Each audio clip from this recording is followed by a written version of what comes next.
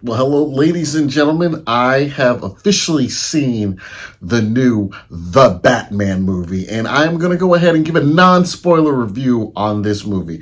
Now, we've all talked about it. Robert Pattinson is playing the Batman, so let's just get to it.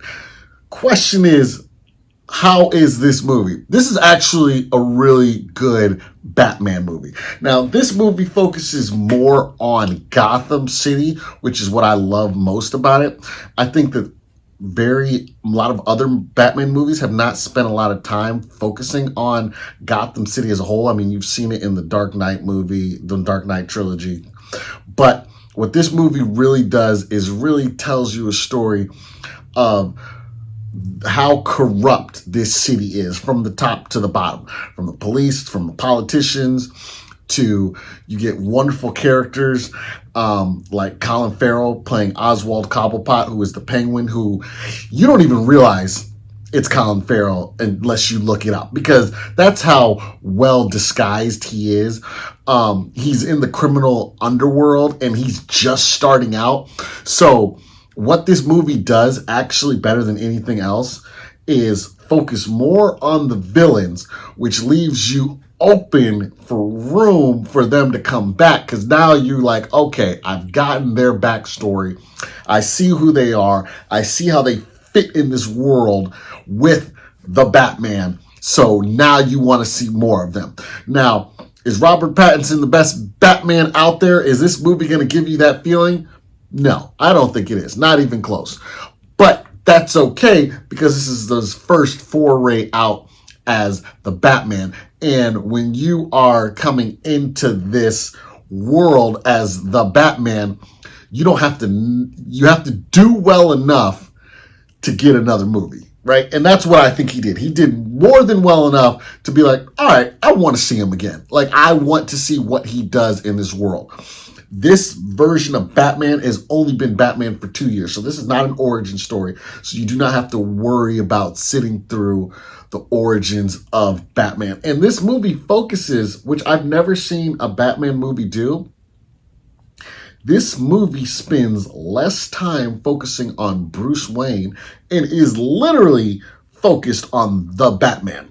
This is a Batman story. This is a detective story. You are seeing Batman detect everything. That's what he does. He's got an array of tools in his arsenal. You are wondering, like, wow, how did you get to this place?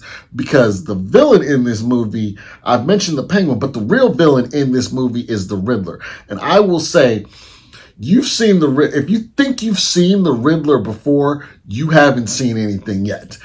There is a wonderful Batman storyline called Hush that came out in the early 2000s. Jeff Loeb and Jim Lee, you should check it out, where it really focuses on the danger of who the Riddler is. And I'll be honest, if you've seen any other iteration of any Batman live action, you almost look at the Riddler as a joke.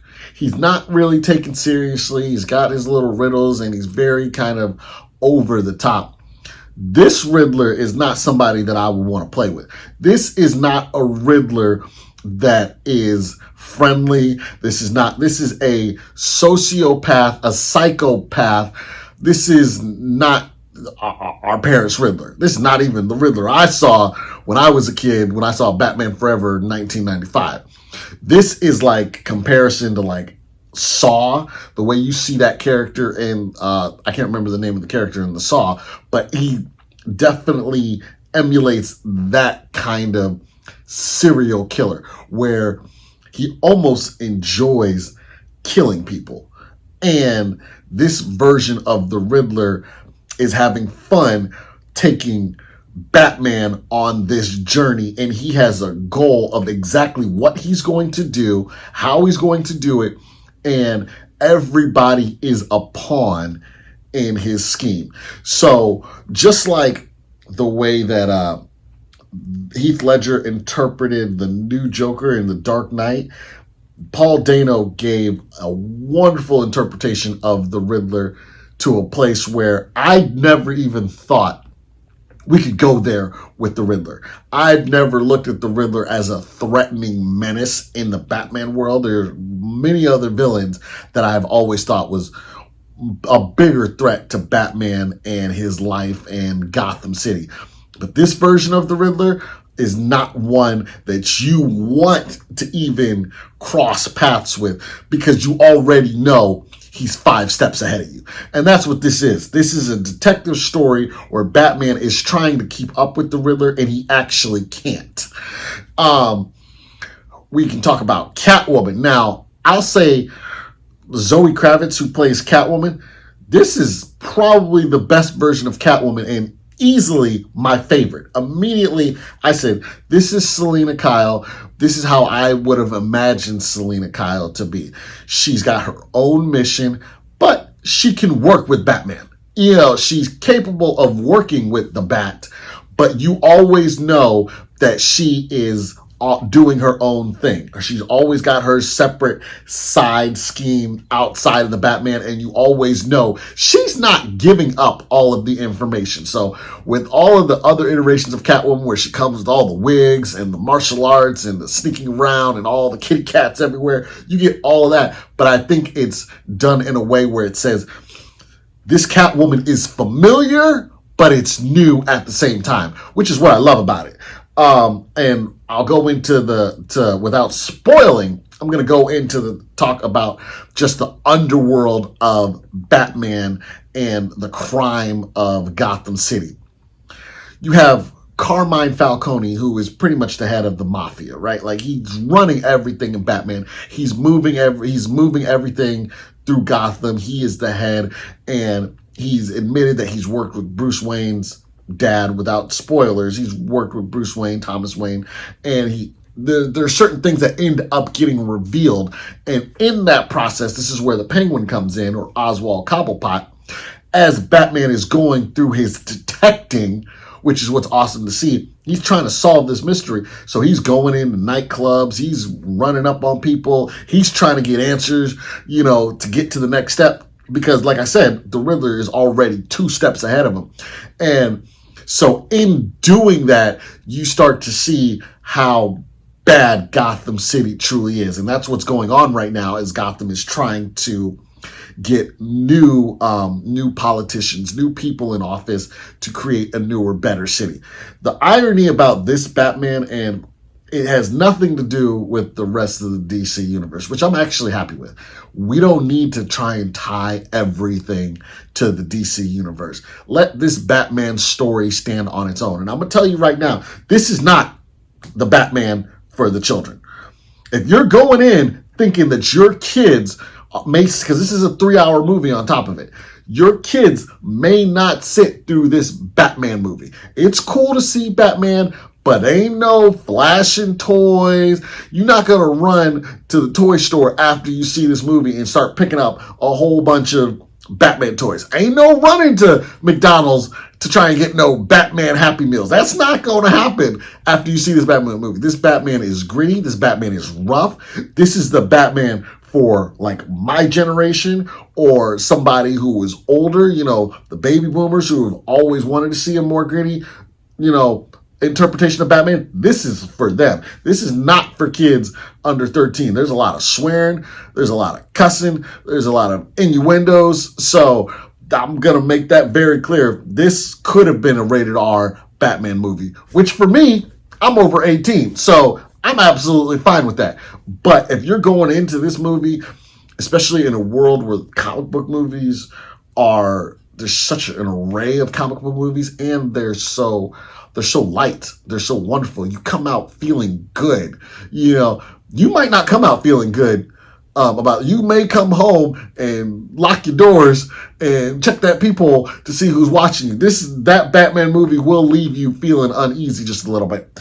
But the good thing is that it's a wonderful reinterpretation. It's a wonderful opportunity to give something new, because we haven't had a Batman movie in 10 years. So this is a wonderful opportunity for something new. The score matches the movie very, very well. And that's one of the things I love about it the most.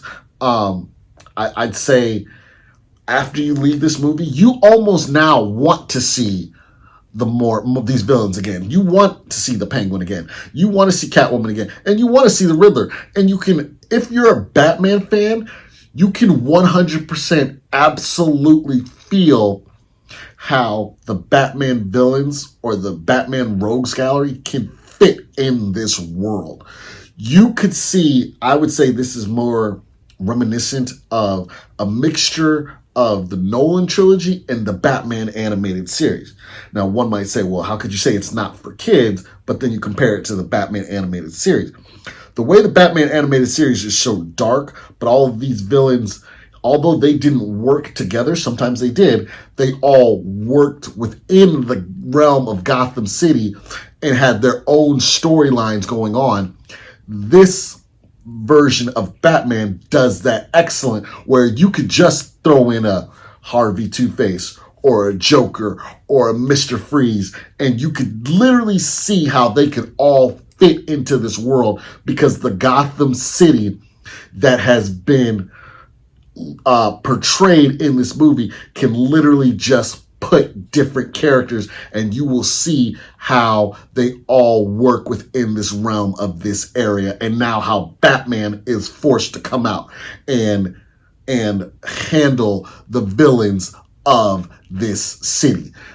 Also, one of the best parts of this movie, and I forgot to say this, the best parts of this movie is seeing how Batman works with Jim Gordon. There hasn't been a lot of movies that, well, I'll say the Batman trilogy. Let me rephrase that. The Batman trilogy, the Dark Knight trilogy, did a very wonderful job of showing Batman working with Jim Gordon. This one elevates that to a whole nother level, and you literally see Jim Gordon defending Batman against the Gotham GCPD, the Gotham City Police Department, and you see Batman pushing back with the police. And one thing that is never really highlighted in these Batman movies is Batman is not a hero. He is a vigilante. And let me make this clear. If you never understood what a vigilante is, you will know in this movie, because Batman is not working with the police. He is not a police officer.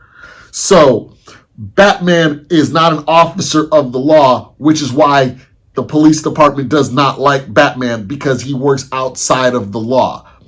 And you see that very much in this movie, where Batman is not working with the police. Batman has his own mission. Batman walks in. If you got something to say, you better say it. Say it quickly, because he's come to get the evidence and go. So, and you get to see so many different ways of how he unravels the story, the little tools that he has, because once again, he's only man, so he can only do so much. But overall, I would say this is a good Batman movie.